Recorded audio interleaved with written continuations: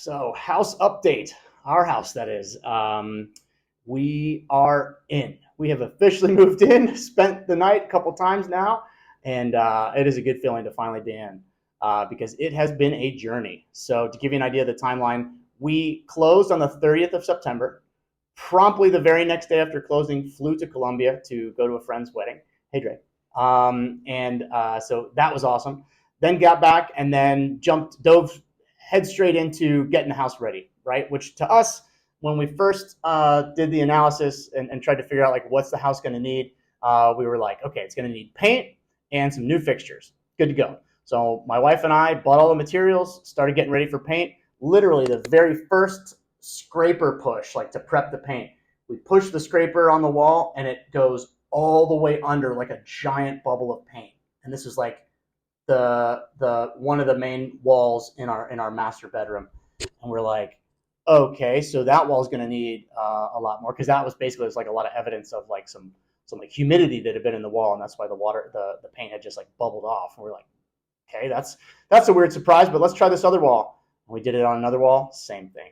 We go into a different room and like wasn't as bad, but big chunks of paint just like bubbling off and scraping off, and there was like all this evidence of moisture coming through the walls, which was weird because the building inspector, the house inspector that we had done, had said like, Nate, it's the most amazing thing you'll ever see. Like the house is 25 years old, they never have treated the roof, and there's no evidence of moisture anywhere. Isn't that amazing? And I was like, wow, that is amazing. Actually, he actually told me, don't treat the roof until you have any evidence of moisture because treating it sometimes can generate moisture. That was the advice. So that turned out to be bad advice because we also soon found that we would show up to do work like on a weekend morning and there'd be a puddle of water in the middle of the master bedroom. We're like, boy, that's weird. Maybe somebody left like a bottle of water and it's the condensation from a cold bottle of water yesterday. Yeah, that must be it. That must be it. Because like I had gone to the trouble because none of the rooms had any fans. That was kind of weird. Well, not super weird, right? A lot of people like prefer AC over fans. Some people can't use fans because of allergies, whatever. With dust getting stirred up, and so we're like, fine. Let's, I cut the channels and I put the fans up, and I was like, crap, did I cut the channel of the ceiling too deep? And now there's like water leaking through. But then there was no evidence of any dripping.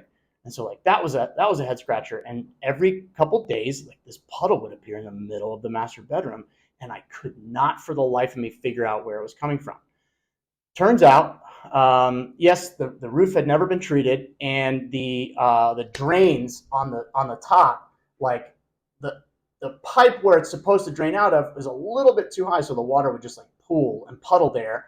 And what does water do when it can't go down the drain? Well, it just sits there and starts going through the concrete and old cracks and stuff like that. So it was coming down through little mini cracks in the wall near a window, and then it was leaking out through the frame of the window, down the wall, down the grout on the floor to the middle of the master bedroom floor. So we got that figured out. Then had to get the roof treated, which was a surprise. Couple other little surprises, like my wife and I thought that we'd be able to do the paint job all ourselves. Quickly realized that the amount of prep work and the time needed just to do that was not going to be feasible for us to stay on the timeline. And we were not about to be paying like a mortgage payment and a rent payment from our previous place, plus 2 utility bills to like be prideful and do all the work ourselves. So we bit the bullet, found a painter who he did very good work, though I would hesitate to recommend the services. We had a little bit of a wobble at the end, just like finishing strong and with how the payment would work and those kinds of things. But the quality of the painting was very, very good. And so hopefully we'll be able to get that resolved, and I'll be able to recommend this specific person because like I said, the quality was great. The communication was great. Everything went well with the paint. Thankfully that got done. And then, but meanwhile we were painting it, we found out we did have to treat the roof. So we got that cleaned and sealed and all done. Then when we were spending some more time in here, we started noticing that the electrical system had a bunch of problems. Like there's certain outlets that just for whatever reason weren't working. So we had to get some electrical stuff fixed up. And then soon after we moved in, our first night, was kind of a challenge, which is actually a tradition of ours, not intentional tradition, because like the very first night that we had in our first apartment in Colombia, like I was like, okay, let me drill one more thing. Let me hang this thing so we can wash some clothes and hang it up. This was in Colombia, and like drill a hole into the wall, no problem. Drill another hole into the wall, no problem. Drill a third hole into the wall, and water sprays out under high pressure. So that was like our very first experience in Colombia back like whatever 12 years ago.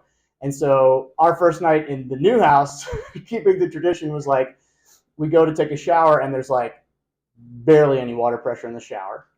And I'm like, might have been something that I could have checked when I was walking through the house. But barely any water pressure, and then no hot water. And then, so whatever, taking cold showers before and been a hot work day. So finish the cold shower and then get out and realize that there's like no place to hang the towel. And then we realized that none of the bathrooms had any places to hang any towels, which is like, how do you live in a house for 22 years and not have a place to hang a towel? Or even hand towels. Like that was a head scratcher. And also reached out to the sellers and asked like, hey, any idea where this puddle's coming from that keeps appearing in the middle of the master bedroom? No reply. So we eventually found out that was coming through a window, which now has been properly sealed and caulked. And like I said, the roof has all been done. But then we found out that there must be a bad check valve, and that's why the plumbing hasn't been working. And then we got those things hung up. So I guess it sounds like I'm complaining a lot. I should really emphasize that this is what I signed up for. Like it was my choice to find a house. I picked this one. My wife and I picked this one, and all that comes with it. And so these are good problems to have. Like I wouldn't want to trade my problems with anybody else's problems. These are all manageable things, and like I said, things that I chose. So I don't want to complain too much. But it is definitely like been a lesson to me that the next time I go to buy a property, I'm going to try to be way more diligent when it comes to doing that initial walkthrough. Because like for this house, we only got one chance. Like we were literally, we walked through it one time. We asked the sellers, look, can we take some photos? And they said, no. I guess they're very private folks. They didn't want us taking any pictures or anything. And we just kind of floated through like, imagining, our kids in here and imagining our life here. And like, I didn't turn on water faucets. I didn't flush toilets. I didn't open closets. I didn't be diligent, folks. When you're walking through a place and you're considering buying it, like if you only are going to get that one walkthrough until right before we close, if that, make it a good one, right? Like turn on everything, switches, turn on sinks, open closets if they'll allow you, flush toilets, all those things. Check water temperature, check water pressure, because we've just kind of found out that like what was pitched as like move-in ready was a couple tens of thousands of dollars later type of fixer-upper, which again is what I chose, and it's cool with me. Like I'm here for it. I'm down. I thankfully I like doing that kind of work. Especially now that it's like my house and I can set it up how I want. But that was a lesson learned, right? Like I didn't see all those things coming. And the other lesson I think is that the hedonic treadmill is real. It's like, gotta find the place. Okay, found it. Okay, gotta make an offer. Okay, that's accepted. Okay, gotta get the contract figured out. Okay, that's done. And it's just like, moving quickly from one goal and then you achieve it, and blow past it to the next thing that you need to do, and then blow past that to the next thing without, it's really easy to not stop and just like, take account of all of the progress that's been made. I say that, and even as I say it, like I look around at like all the things that I need to still put up and organize, but it's all good. I'm just happy to be in here. And but today will be the first full day of work in the new office.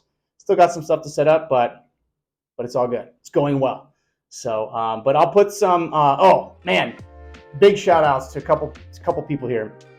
One is my wife. Holy crap! What a force of nature, getting us packed, getting, and then once the boxes got into the new house, getting us out of those boxes, organized in here, and then everything cleaned multiple times. Like huge Thanks to you, babe. And then to the moving company that we had, I'll put their contact info. These guys were great. It was 3 of them, super communicative, very nice guys, very careful with our stuff, very careful with the newly painted walls on both sides, over in the apartment that we left and the new place.